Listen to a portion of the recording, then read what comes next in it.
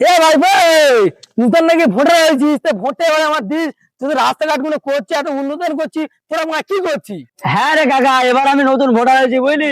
তা তুই যা রাস্তাঘাট করছিস, যা কাজ করেছি বুঝলি, গাঁড় মারা ভোট তোর বুঝে দেবো বুঝলি। চেল্লা পো হয়ে যায় এখান থেকে, ঝোলাপুরে ডায়লগ দেখবি। রাস্তাঘাট করছে না, বো।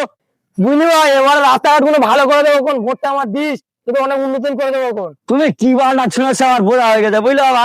ভোট ফোট তোমার দিদি পারবো নি, তোমরা যা গ্রামের দিচ্ছে রাস্তাঘাট গুলো করে, এখানে ভাঙা, এখানে খালা, এখানে বাইক না গালি সামনের চাকা এদিকে যায়, পিছনের চাকা পাড়া করে দেখা। তোমার তোমার দেখা হবে না, ভোট তোমার আমি দিতে পারবো না, তুমি গাঁড় মারা হয়ে যাবে। ওরকম করিনি বাবা, তোর কি লাগবে তুই আমার বল, তোর কি লাগবে আমার বল, তুই ওরকম করিনি। এবারে ভোটটা আমার দে, তারপর আমি দেখ তোর কি করতে পারি।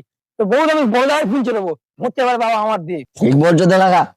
তাহলে আমার কিন্তু একটা শর্ত ছিল, তোমার সেই লালটা বলে একটা মেয়ে ছিল না, ওইটার সঙ্গে আমার বিয়ে দিতে হবে, তাহলে আমি তোমার ভোটটা দেবো বুঝলা।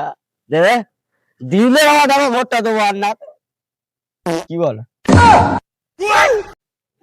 তুই কি বলতে যাচ্ছিস? তুই প্রধানের সামনে ভদ্রভাবে কথা বল, নাহলে মেরে দাঁড়াত জানি। বললি তা মারবি, তুই আমার তোর ভোট দেবো, আমার বাড়ি 50 পিস ভোট আছে, তুই আমার এলা হয়ে যাবে। তুই কি বললি, ওটা আমার জামাই হয়। বাবা বাবা বাবা, ওরকম করে না বাবা, বাবা ওরকম করে না বাবা, বাবা করে না ওরকম বাবা। তুই কে, তোকে প্রধান বলে মানি না, তুই এখান থেকে পো, তোর মেয়ে বে করবো না, তোর প্রধান বলে মানবো না, পো।